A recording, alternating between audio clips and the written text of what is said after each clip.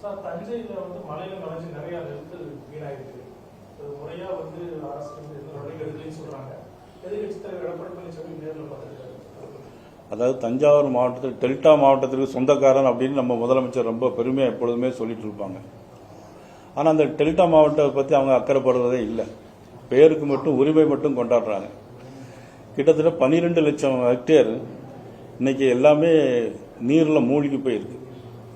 அதுக்கு என்ன சொல்றாங்கன்னா, கொள்முதல் பண்ணது ஏற்கனவே நிறைய கொள்முதல் பண்ணது கொள்முதல் நிலையங்களில் வைக்க முடியாத ஒரு சூழ்நிலை இருக்கு. அதுலேயும் என்னன்னா உடனடியாக கொள்முதல் பண்ணணும். ஏன்னா இப்போ குறுவை சாகுபடி 22% ஈர பதம் இருக்குது. அது அப்படியே எடுத்தால் தான் அவங்களுக்கு விவசாயிகளுக்கு அதனுடைய லாபம் கிடைக்கும்.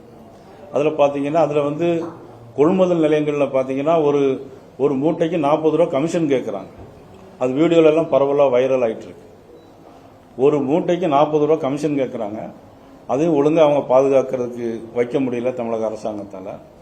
இப்பொழுது ஏற்கனவே இப்போ நம்ம மதிப்புக்குரிய இபிஎஸ் அவர்கள் பார்வையிட்ட போது அந்த வீடியோவில் நானும் பார்த்தேன்.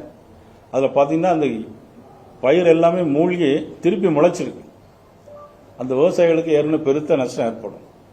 அதில் ஏற்கனவே இவ்வளவு கிட்டத்தட்ட அரசாங்கம் என்ன நிர்ணயம் பண்ணுதோ அதை விவசாயிகளுக்கு அவங்களுக்கு நஷ்ட ஈடாகவும் வழங்கணும். இந்த 22% ஈரப்பதத்தோடு அந்த நெல் கொள்முதலையும் அவங்க ஏற்பாடு செய்யணும். மழை பாதிப்பு சீரமைப்பு பணிகளை மேற்கொள்றதுக்கு மத்திய அரசு கடந்த முறையிலும் நிதி கொடுக்கல. இந்த தடவையும் மத்திய அரசு இருக்கிறத வச்சு நாங்கள் சமாளிச்சுக்கிறோம்னு சொல்லி அமைச்சர் அலுவலகம் சொல்லியிருக்காரு. என்னைக்குமே உண்மையை அவங்க பேசுறதே இல்லை. ஒவ்வொரு ஆண்டுமே அதனுடைய பருவநிலை அறிகுறிக்கு முன்னாடியே 950 கோடி ரூபாய் கொடுக்குறாங்க. ஒவ்வொரு மாநிலத்துக்கு மாநிலம் அந்த நிதி வேறுபடும். அதில் தமிழகத்தை பொறுத்த மட்டும் இப்போ அட்வான்ஸாகவே கொடுத்துட்றாங்க. இப்போ இவங்க என்னன்னா எப்போ கேட்டாலும் 95% வேலை முடிஞ்சிச்சு அப்படிம்பாங்க. 95% இப்போ நீங்கள் பார்த்தீங்கன்னா இப்போ கேட்டீங்க, முதலமைச்சரை போய் கேட்டீங்கன்னா எங்களுக்கு 95% வேலை முடிச்சுருப்பாங்க.